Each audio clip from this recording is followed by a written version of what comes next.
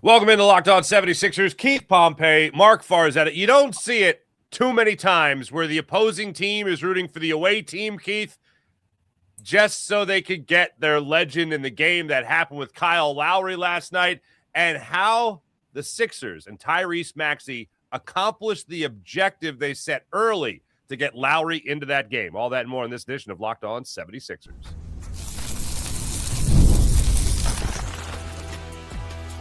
You are Locked On 76ers, your daily Philadelphia 76ers podcast, part of the Locked On Podcast Network, your team every day. And we do thank you for making Locked On 76ers your first listen every day, part of the Locked On Podcast Network, your team every day, and now the number one sports podcast network out there. And this particular episode is brought to you by the Game Time app. Create an account when you download the Game Time app and use promo code LOCKEDONNBA for $20 off your first purchase. We got love for Lowry to talk about today. We also have the bounce back victory that it was for the 76ers and how great their shooting was, especially in the first half of this game. And then Joel Embiid going on one heck of a stretch. We'll break it all down today. But Keith, watching that, oh my goodness. Look, Lowry getting the love in Toronto, I know might come at the detriment of Sixers fans, considering he won a championship by eliminating the Sixers on that run. But he's still a kid from Cardinal Dougherty. He's still a Nova kid. He had a hell of a run over, 9 years in Toronto, 6 All-Stars. All the All-Star games he made were with the Toronto Raptors. And last night, with 2 minutes left, he was able to check into that game thanks to the Sixers squad blowing out the Raptors, and he got a huge ovation from the Raptor faithful. Yeah, and before we talk about that, I got to let you know, when Kyle played in Toronto and you would go there, you would be in awe or mesmerized by the love that he received. Like, as soon as you walk, so where Scotiabank is arena, you get off the train. It's a nice setup. It's right near the train station. Soon when you get into the arena area where the train station is, there was always a big billboard basically of Kyle, right? And it said, "Welcome to the North," right? Welcome to the North. And then you go in there, all over the building, there was always pictures and posters and everything of Kyle. And they always said from North Philly. Like when he got introduced, they were like, from North Philly. You got people in Philly and people asking me yo, what's North Philly like? Is that really a night, this and that? I'm like, yo, it's a section of Philly, it's a neighborhood. But I'm just telling you, and I know people who reached out to me yesterday and said, are you coming to the game? Because we're going to be at the game. This is going to be everybody believes it's probably going to be Kyle's last time playing there, right? So it was one of those things where everyone loved him and adored him, and they consider him the greatest Raptor of all time over Vince Carter. Right. So that's saying a lot. So when they did that, I was not surprised. For the people who were there, it had to be one of those moments that they'll never forget. To me, it was not as quite as heartbreaking as Sixers fans as the 4 bounce by Kawhi Leonard. But at the same time, it was one of those moments where you really had to be there to see this guy because he's done a lot for that organization. Because let's think about it. When he went to the Toronto Raptors, no one wanted to go there at that particular time. They just didn't want to go there. And him, and I have to give DeMar DeRozan credit, they turned it around. They became perennial all-stars. And no matter where Kyle will go and wherever he was at, because he played at Memphis, he played at Houston, Miami, now in the Sixers, he will always be remembered as a Toronto Raptor, and they will always love him for that. Yeah, I can't remember too many instances where the home crowd was rooting for the away team to beat up on their team even more so that they could give love to Kyle Lowry. You don't see that too many times. Also, the one question I will ask, what the hell was Dembona doing trying to get that putback layup in there? Just kick it back out to Lowry, bro. That's what everyone wanted to see. Yeah. Yeah, a lot of people were questioning that. I know people were talking about that afterwards. It was fun. Yeah. But I mean, Ben, look, bro, I'm trying to stay in this rotation, man. I'm trying to stay in this rotation. Yeah, I want my 19 years. Come on, man. I will say 9 minutes left in the game. They started talking about it on TV. You could hear little murmurs of chants throughout, but apparently, so Kate Scott alluded to it on TV, just saying that, you could really hear the murmurs in the crowd and the chants for Kyle Lowry around the 9-minute mark, I think it was, in the fourth quarter. Sixers were up 21 points, and I'm thinking, how much more do they got to go up? Then the Raptors go on like a little run. They do well for a minute, and you're like, oh, man, Lowry's not going to get into it. And then the Sixers take over. And, again, 2 minutes left, about 1:57 left in the game. They do a line shift, the Raptors. They put in 5 new players. Nick Nurse waits for the downbeat, then puts in Kyle Lowry, and that's where the ovation was. The two things I really love about it was, again, that Maxey said to Lowry early in the game, we're going to do everything we can to get you in this game. They end up going on like a season best run in the first half, both in points and shooting percentage and beyond the arc, how great they were playing. And they take control of that game, and it looked like Kyle Lowry was going to be a shoo-in to get in, and that's exactly what happened. That's one thing I liked about it. The other thing, from just outside just Lowry alone, the other thing I liked about it, Maxey, if you saw his TV interview after the game, he was going to cry. Like, I thought he was going to break down. And then I noticed the TV people, the wily TV people, they start getting the close-up of Tyrese Maxey. That shot's like 3 times tighter than it normally is because they're trying to get that single tear going down his face. But he sounds like he's going to cry. He does not, but you can see that he was obviously emotional. And then Joel Embiid, I'm going to bang this drum as many times as I have to, just because I know how this has gone with a lot of people just throwing hot takes out there. If anyone tries to frame him as a terrible teammate this year where he's going to be concerned about not getting his, he could not be happier for guys like VJ Edgecombe, for guys like Tyrese Maxey, Paul George getting his first dunk of the season a couple of weeks ago, and then for Kyle Lowry to get that ovation. You saw Joel Embiid loving it as it was happening, even volunteering himself as tribute, if you will, for Kyle Lowry to get in that game at the end. It was spectacular on so many fronts. Yeah, I mean, that just tells you how much Kyle means to this group. And I guess there's also a reason why, some people say, well, why are the Sixers wasting the roster spot on a 39-year-old point guard who's in his 20th season who doesn't play? Well, these are reasons why. You see how the guys interact with him. You see how they all call him Coach Lowry. You see, he basically runs the locker room. Like, he is the guy who's in charge. He's the leader of the team. He's a guy, and Maxey said yesterday that they talk on the phone like 4 times a day, right? Mm-hmm. He's always in his ear. He's always coaching Maxey up. Joel, Joel was an MVP. Kyle wasn't an MVP player, but he was a franchise player. He was a guy who dealt with the media. He dealt with criticism. He dealt with a lot of other things. So he's a guy who Joel can lean on and get some advice from. You know what I mean? And be straight up with him. That's how Kyle is. He's a straight up guy. So last night we saw by his teammates' reactions the reason why he's so vital to the 76ers team. And a lot of people, you look at it from the outside looking in and saying it can't be that special. But I'm just telling you it is. And I will say this. Of all my places that I've been to, Kyle Lowry is up there when it comes down to his love for a city and a city loving him. I mean, they love him in Toronto. They really do. And it's great to see when you come from here because, I mean, they're asking, like I said before, asking about North Philly, asking about Carl Doherty, asking a lot of things, and it's all because of him. So that was a great thing to see yesterday. And look, not only that, think about it. Marc Jackson, who does the post-game show, teared up on TV. Yeah, that was cool. So it's crazy. The whole thing is crazy. Yeah, that was pretty wild. A couple of Catholic League guys there. Last thing I will ask is when they ask you what's North Philly like, Keith, what do you tell them? I mean, vacation destination, tropical. I mean, I say is a great place. A lot of great people came out of there. I mean, you know what I mean? Like, it is what it is. Like, I don't know. I mean, I don't know. I just like it's like they say what did I say? It's an urban section of the Philly.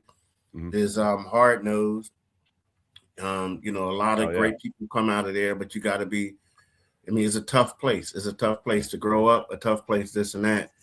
But nah, like they thought the one dude thought it wasn't actually Philly. He thought it was like a different place. It's like nah, it ain't like East St. Louis. You know what I mean? Right.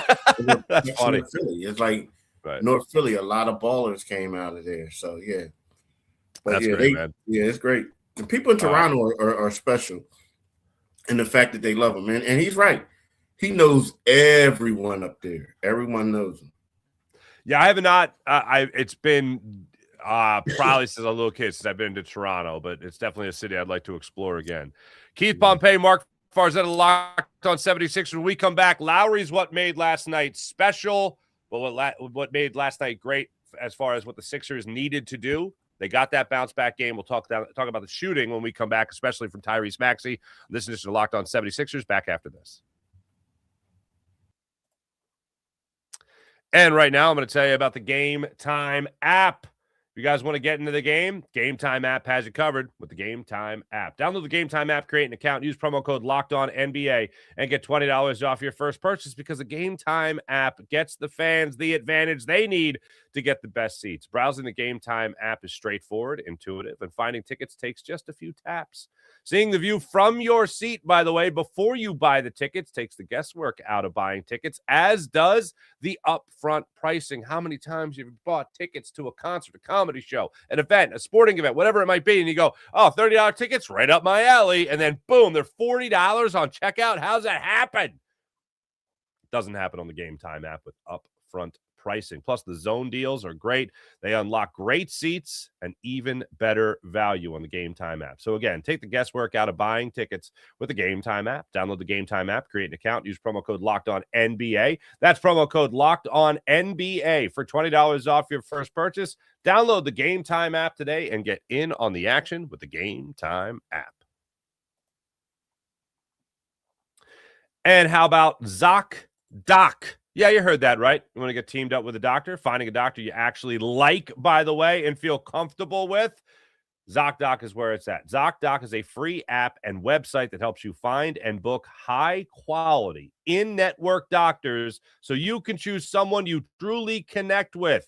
I love when it comes to Zocdoc, especially when it comes to the symptoms you might be having. Quickly find the right fit that helps you fast. In-person or video visits make scheduling so much easier with Zocdoc. You can check the verified patient reviews as well to get a real sense of the doctor's vibe and communication style, bedside manner. It makes a difference. Real-time availability makes you book instantly, and no phone tag. How about that? Appointments usually happen within 24 to 72 hours with Zocdoc. So stop putting off those doctor's appointments and go to Zocdoc.com.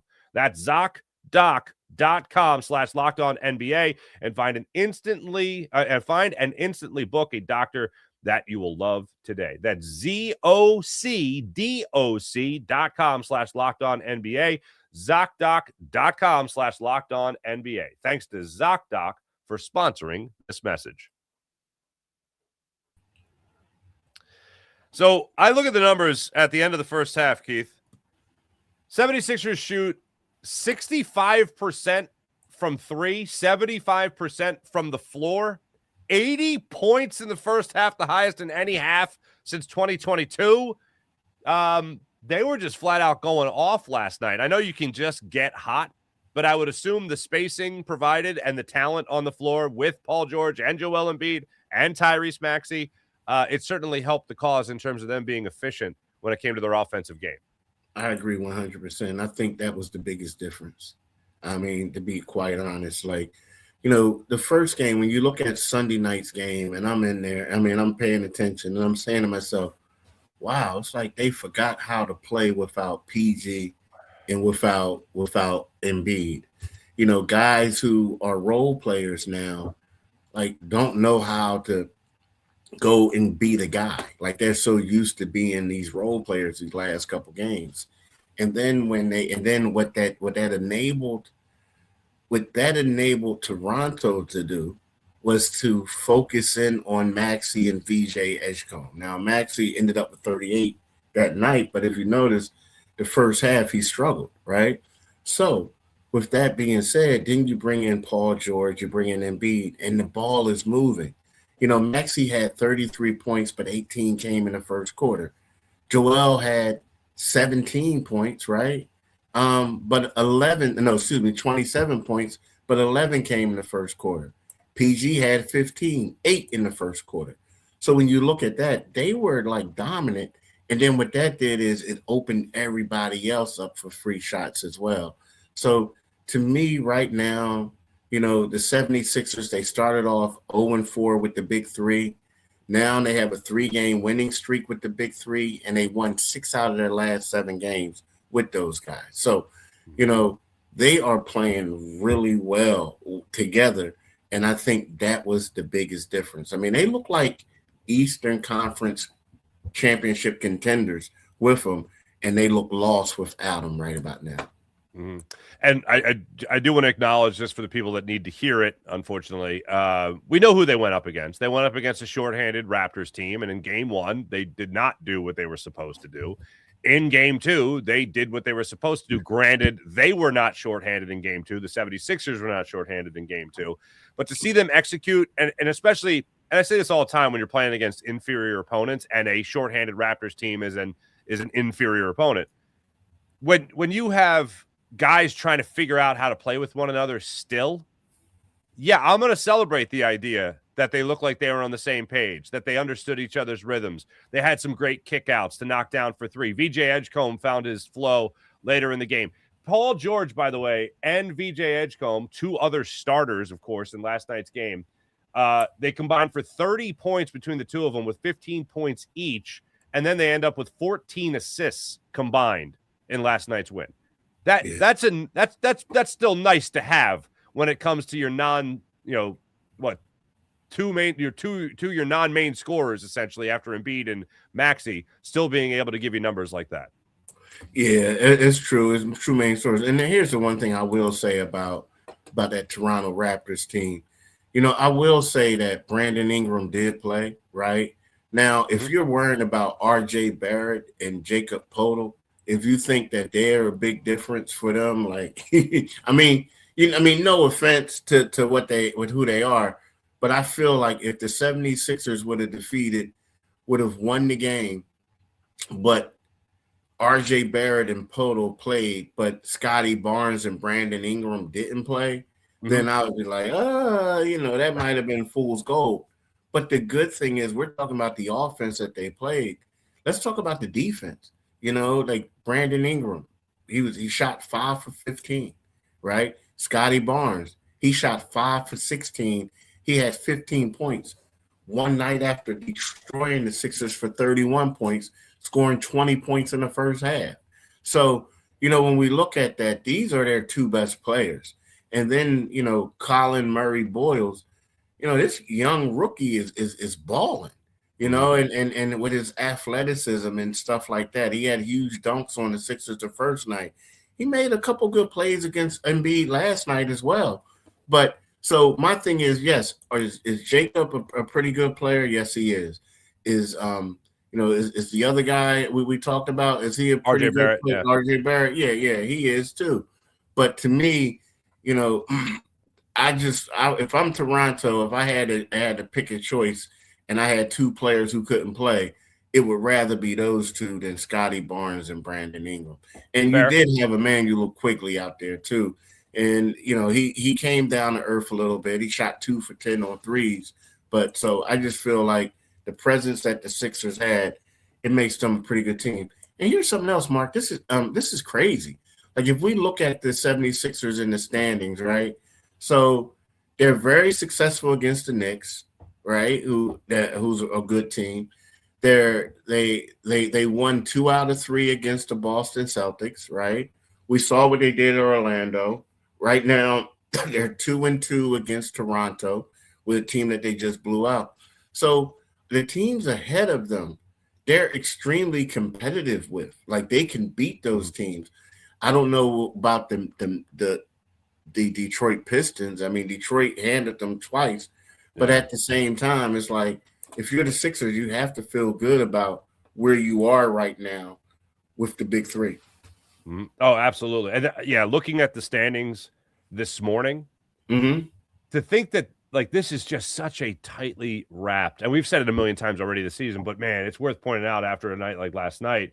You're one game up on the Magic right now. You're the 5th seed, the Sixers are. They're a half game behind the Raptors. They're a game and a half behind the Boston Celtics, who are the 3 seed, and 2.5 games behind the New York Knicks, who are the 2nd seed, who you've beat twice in a row and will have on this homestand coming up. Like, and they just got, look, I know we just talked about tiers of talent. I know Kelly Oubre is not Maxey or Embiid, but that is one nice asset to kind of have coming off the bench for this Sixers squad. So, and they haven't had him for the vast majority of the last, month and a half of the season, 2 months. So I love it. Yeah, you love it. Now, on the flip side, it's funny. If you look at the teams who are currently like playing teams like Cleveland, they got, they play Cleveland tomorrow. They got 2 games against them, but Cleveland kind of destroyed them. Chicago, for whatever reason, they can't beat Chicago, right? So it's like these teams that are below them are teams that seem to be bad matchups for them. But again, did they really play these teams with the big three? Now, they did play Cleveland with them, and they look bad. Again, not Cleveland, excuse me, Chicago, and they look bad in the one game. But after that, they kind of turned everything around. So we'll see. We'll see. Fair enough. All right, there's one more guy that deserves some more accolades. That's Joel Embiid. We'll break down his numbers. Going into last night's game, 10 games, 28 points per game. Well, he got close to that mark again last night in 11 straight games, what he's been able to average for the 76ers. We'll talk about that when we return. This is Locked On 76ers on the Locked On Sixers YouTube channel. Make sure you like and subscribe. Now is going to be a message from the NBA, Locked On NBA, as a matter of fact. Back after this. I carry a lot of responsibility in my household. If something happened to me, there would be serious consequences. We have a mortgage. We got tuition. We got everyday bills.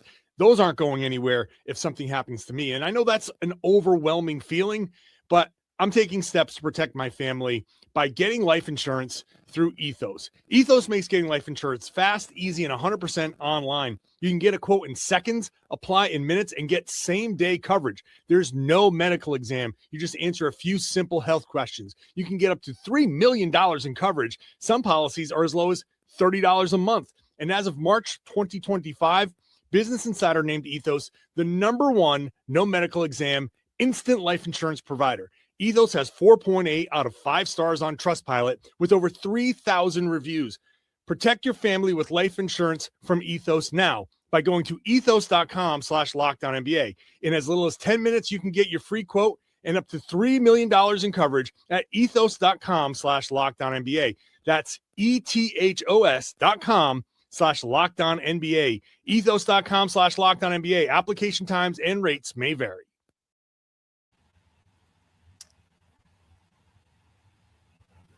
Thank you very much, John Collaris, right there, Locked On Celtics, with that message. Keith Pompey, Marc Farzetta. Here it is for Joel Embiid. Going into last night's game, he averaged 28.4 points per game over the last 10 games. Now still with 27 points last night, 28.2 points per game, over 8 rebounds per game, 3.5 assists per game over his last 11. We talked a lot about veterans, Keith, just kind of finding their groove. And Joel Embiid's still a phenomenally talented player, maybe not at the MVP level, but still phenomenally talented player. Is he kind of finding his groove in terms of not only being healthy, but also finding a way to fit in with Tyrese Maxey and Paul George as well? He is, and it's weird because, like, when we talk about the last 11 games, he has been averaging, like you said, last 8, 20, 28.8, last 10. But when we talk about 11, it's 28.2. You talk about assists, 8.4, and 3.5, 8.4 rebounds, 1.1 block. But I think that in the beginning of some of those starts, it was all about Joel trying to get his buckets, right? And if there's one thing that he still needs to work on is shooting behind the three, because he's only shooting 24.4% from 3 in the last 11 games. However, I think that there became a shift within the last 6 or 7 games where Joel has been more of a willing passer, so to speak, right? That's when we saw Joel, drive the lane, especially we talked about it against Dallas in the second quarter. He drives the lane. It looks like he's about to go in for a layup, and he fires the ball to the corner to Quentin Grimes. And I think that those are the things that has elevated Joel Embiid's game and has elevated the Sixers' play, right? But he's starting to get it together on the defensive end. His movement is a little bit better. It's not to where it used to be, but he's moving better. He's getting in spots. The last time that I saw him look totally like a mismatch was against the Chicago Bulls, right before the Christmas break. But since then, he's been playing better on the defensive end. Mm-hmm. Here's one of my favorite parts of last night's game was about 6 minutes left in the first half. Joel Embiid gets the ball. I think it was from Edgecombe, and he gets the ball around the foul line, makes a great move to the basket, and just throws it down. I mean, he exploded up there. I feel like his dunks throughout the season, I believe that was his third last night. He had a little, do nothing other than check a box for himself against the Knicks. Then he had another throwdown early on the other day, I think right before the road trip. And then last night, almost video game NBA Jam style, right through the middle of the paint, man, threw it down. It was that, if I can get more of that from Joel Embiid, that'd be great. But then the next possession, if you noticed, he tried doing something similar, turnover. Let the game come to you, man. You're good enough. You're great enough where the game can come to you. Don't need to push anything as far as the rest of the season goes. But love seeing that explosiveness from Joel Embiid in the second quarter. Exactly. And you're right. It's all about confidence, right? That first dunk that he had, everybody went crazy on the Knicks. I'm like, come on, man. That was kind of you know what I mean? Compared with what he did. But to him, that was a major step in the right direction, right? A confidence boost, I can do it. So then you're like, okay, well, let me try to do it with a little bit more oomph the next time. And he's been doing that. But you're right. Now, the one thing is he did have 7 turnovers yesterday. So that is an area that he has to correct. And we do know that Joel is a ball-dominant player, so he tends to turn the ball over. But I do think that is the next step for him is being more careful with the ball and not getting people allowing there to get their hands in and swipe the ball away from him. I agree wholeheartedly. They got a nice homestand coming up. We're going to preview that tomorrow on tomorrow's show before they host the Cleveland Cavaliers for 2 games in a row, not a back-to-back, but they will play them in 2 straight games. So we'll break that down as well as the rest of the homestand. Keith Pompey, your beat writer for the 76ers, Inquirer.com. Marc Farzetta, Veteran Sports Talk with you in Philadelphia. We'll break down everything more so tomorrow, but don't forget, in the meantime, to get yourself a membership to the Everydayer Club by going to lockedon76ers.supercast.com. That's lockedon76ers.supercast.com. You get access to ad-free audio of Locked On 76ers, compatible with Apple Podcasts, Spotify, and every other major podcast application. So make sure you guys check it out at lockedon76ers.supercast.com and subscribe to Locked On 76ers ad-free as part of the Everydayer Club. Thanks for listening. Thanks for watching. You guys are great. Back with you tomorrow ahead of the homestand. Talk to you guys then. See you.